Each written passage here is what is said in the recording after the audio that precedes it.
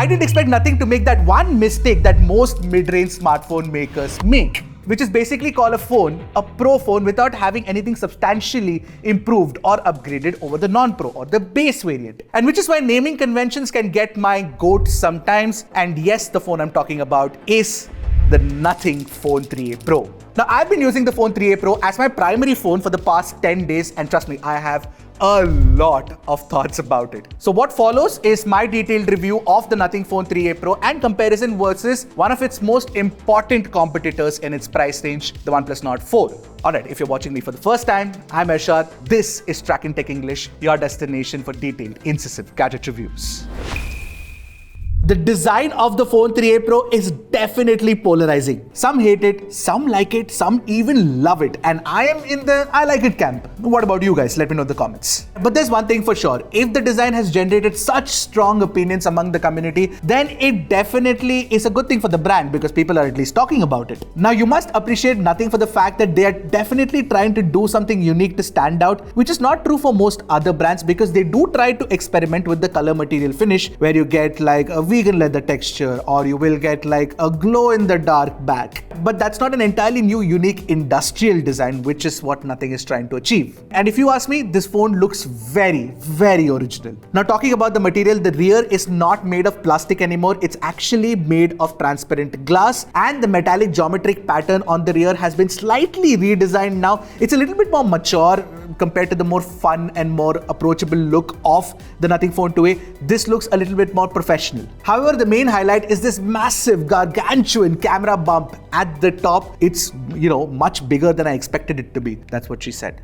But since the camera module is so big, it actually props up the phone like a stand and there's not much table wobble. And I also noticed something that there seems to be a little bit of slit between the camera module and the base itself. Now, it feels like it might just pop out if you pull it, but I'm not going to be doing that. I'll let Zach from Jerry Rig Everything do that for you guys. Now, the glyph lights around the camera are 3 individual strips, but this time all the 3 strips are slightly curved around that circular camera module itself compared to the Phone 2a, which had one vertical one. And functionality wise, nothing's really changed here. You get the same glyph timer, flip to glyph, composer, volume indicator, glyph progress, music visualizer, and notifications. So overall, if you look at it, I do like the industrial design of the phone, but the functionality takes a little bit of a hit. Because of the use of glass and this massive periscope camera module, the phone is very, very heavy now, especially considering most mid-range phones are becoming thinner and lighter these days. Also, it's kind of top heavy, so which means that the ergonomics are kind of off. With the Phone 3a Pro, you also do get IP64 rating, which is the same as the Phone 3a. With the 3a, it's fine, but with the 3a Pro, it should have been IP68 or 69, considering that, again, many phones in this price range give you that. Basically, when mid-range phones in 2025 are becoming thinner, lighter, and adding massive batteries on top of it, Nothing went in the exact opposite direction. By the way, the USB port at the bottom is USB Type-C 2.0. I had to point that out also. Now, comparing the design of the Phone 3a Pro to that of the Nord 4, the Nord 4 actually has a metal back, and both of course use premium materials, but the Nord 4 also has an alert slider. It's slimmer, it's lighter, it has the same IP64 rating as well, and you get an infrared blaster. So there is a lot of functionality added on top of the design itself. But yes, it does play safe with the design, which the Nothing Phone 3a Pro doesn't. Design wise, I feel like the Nothing Phone 3a Pro has more character, but the OnePlus Nord 4 has better in-hand feel for sure. Now you must be wondering, Ershad, what happened? You forgot about the essential button? No, I did not forget about the essential button, but you guys do forget about the fact that you don't hit subscribe after watching our videos. Go ahead, do that. Your support is very important to us. Now, since the essential button is new, I really have to explain what it exactly does because, truth be told, it's kind of confusing. Nothing wants it to be an AI hub for you to capture your memories and then save them. Press it once to capture a screenshot and create a note, and that becomes your memory snapshot. Now, you can long press to record audio over that screenshot, and you can double press to open something called the essential space. Now, while it is a creative idea, I don't really capture screenshots to capture my memories. It needs to be images of the real world. For example, I've had a great dish of food. I want to capture that memory and be like, hey, I want to eat this again. Now, unfortunately, currently the essential key cannot do that and doesn't have the functionality to act as a capture button. Nothing says that it will come in the near future. So right now I cannot evaluate it. Now in the essential space, the memories that you create are of course saved, and you can also create categories for it. Later on, the AI will also create smart categories by itself. And what is the function of AI here? Basically, once you've captured the memory, it tries to give you a small little summary of that memory. For example, I captured multiple screenshots of the Antutu score that we got with the Nothing Phone 3a Pro. And over there, it would tell us, okay, fine, this is what the score was and this is what each individual breakdown was.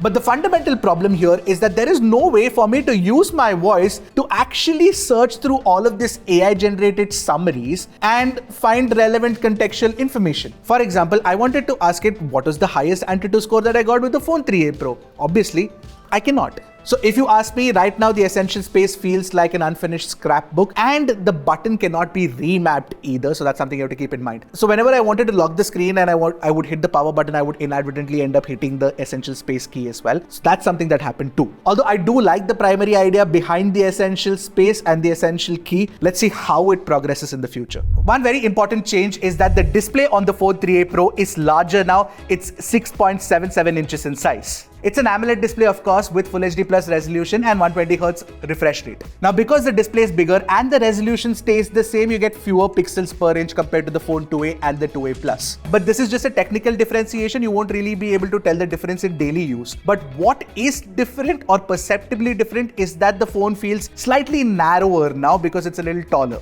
Anyway, the display is a 10-bit panel with HDR10 Plus support, and you get support for HDR playback on YouTube, but Netflix not available.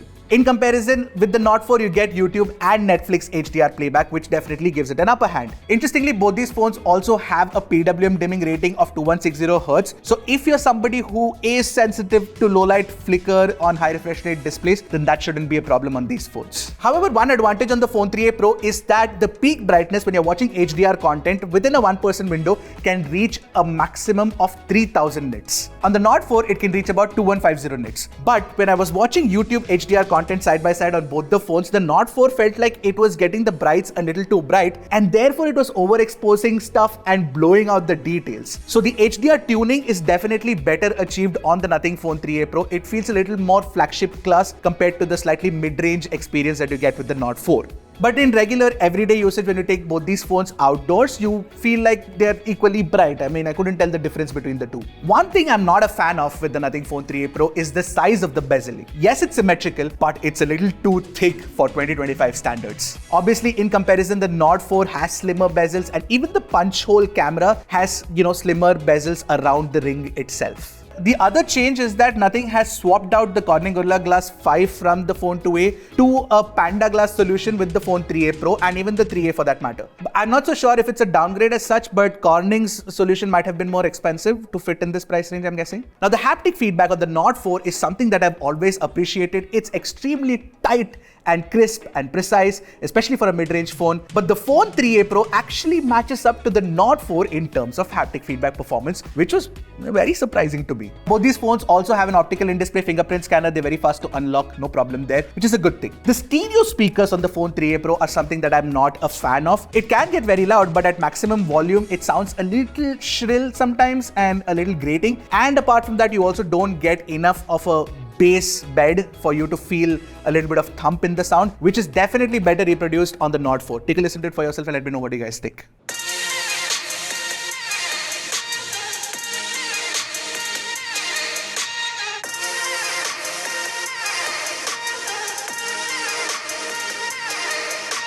As for the audiophiles in the house, you get support for all the Bluetooth high-res codecs that you would crave for, like LHDC, LDAC, aptX adaptive, all of that is supported, no problem there. Now, my biggest gripe with the Phone 3a Pro has to be the internal hardware, which is Snapdragon 7s Gen 3, LPDDR4X RAM type, and UFS 2.2 storage. But Ashad, in the Phone 3a's review, you said that is one of the better hardware that you can find in this price range. That's because the Phone 3a is priced under 25,000 rupees. This is under 30,000 rupees. Nothing should have at least given us Snapdragon 7 Gen 3 or Snapdragon 7 Plus Gen 3 with UFS 3.1 storage.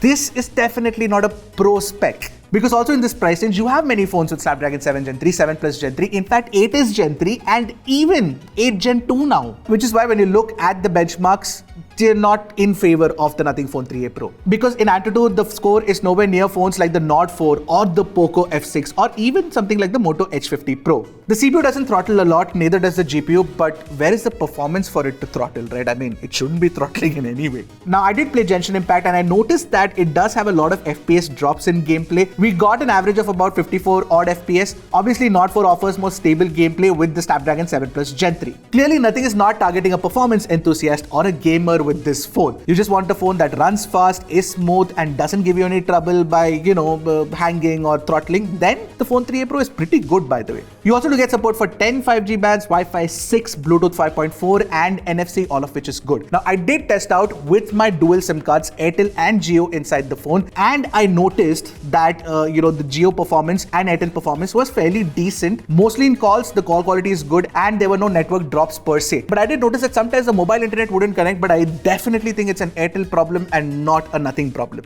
Anyway, talking about the battery, the phone gave me anywhere between 8 to 8.5 hours of screen on time on an average consistently. Now, in one of the occasions when I got close to 8.5 hours of screen on time, I was using the phone with both my SIMs inside with always on display on Wi-Fi 80% of the time and 5G 20% of the time. And with that, I got 8.5 hours, which is actually not too bad. I'm saying not too bad and not like, oh my god, wow, primarily because again, in this price range, there are phones with bigger batteries giving you better battery life. In fact, even if you take a look at the OnePlus Nord 4, it has a 5500 mAh battery, and with similar usage, it will definitely give you better battery life. At least 9 hours of consistent screen on time is possible. Now, as for the charging, you do not get a charger inside the box, you get a cable in the box, and I used that cable along with a CMF, GAN charger. You guys need to note one thing is that the Phone 3a Pro supports 50 watt fast charging speeds, but it works only with PD-PPS support. Yes, this is the same support that is required even for Samsung phones. So finding GAN chargers with PD-PPS might be a little difficult, but then you will have to look for that, specific specification so that you can get the right charger. And at 50 watt charging speeds, which obviously will fluctuate, you get from 0 to 100% in about 56-57 minutes, which is not too bad. Software is where the Phone 3a Pro excels. What you get is Nothing OS 3.1 based on Android 15 right out of the box. Nothing also promises 3+ years of security updates, which is also pretty good. Now, what I like about Nothing UI is that just like how the hardware has its own unique design language, the software also has its own unique design identity. Also, the animations are smooth. There's absolutely no unwanted third-party app installs. The first-party apps like Recorder and Composer are really, really well designed. Even the gallery has this gorgeous design for the details page of the image when you swipe up on the image. The first-party app widgets are so cool, from having Do Not Disturb at your fingertip to really handy screen time update. There's a lot of cool stuff happening here. The home screen and lock screen widgets and quick settings in general are kick-ass. Also, that black and white Nothing aesthetic is really my scene now. I quite like it. The smart app drawer, which is new with Nothing UI 3, is also very, very good looking and it works really well. I also like the enlarged folders and the customized icons that you can add to it. You get the drift. It's a really good OS experience and a premium one in this price class. But if you look at it, Oxygen OS 15 on the Nord 4 is no slouch either,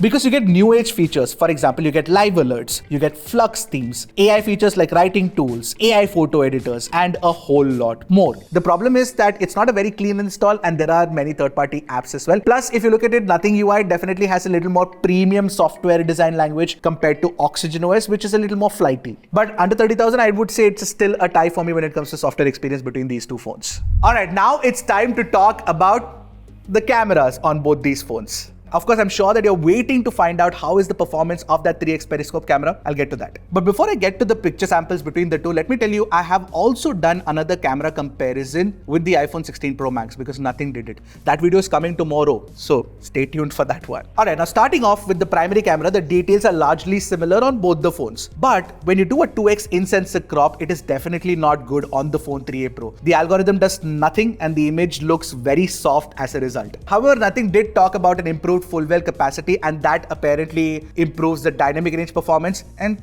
they were actually right, because the dynamic range performance is supremely good on the Phone 3a Pro. The highlights are not blown out, the shadows have more depth, but yes, there is noise in the shadows and some HDR bloom in the highlights that I noticed. Regardless, when you compare the samples taken from these two phones, I think the HDR performance on the Phone 3a Pro is better. The low light performance is where both these phones falter badly. They capture very badly processed images, especially when you take a look at the 100% crop. The Phone 3a Pro has blotchy pixels, where the Nord 4 has a little too aggressive, sharpening, which is something that we noticed even with the primary camera in daylight. Both the phones also have problems reproducing the skin tones right with the primary camera. It's slightly reddish on the Nord 4 and a tad too bright on the Phone 3a Pro. Plus, it gets the shirt's color wrong. Talking about colors, there is a problem with the Phone 3a Pro's algorithm where it tends to choose a higher target exposure and makes images look brighter. So if you're using the EV setting, then maybe, pulling down one or two stops will definitely help. And because of this, the color reproduction also goes for a little bit of a toss because otherwise it would have been better. So the reds are mostly off here as you can see, and so are the greens with the Phone 3a Pro shot. It's not like the Nord 4 is very accurate either. Although this is just me getting very technical with the details, most people who take a look at these pictures will be like, hey, this looks good. I can upload this on social media.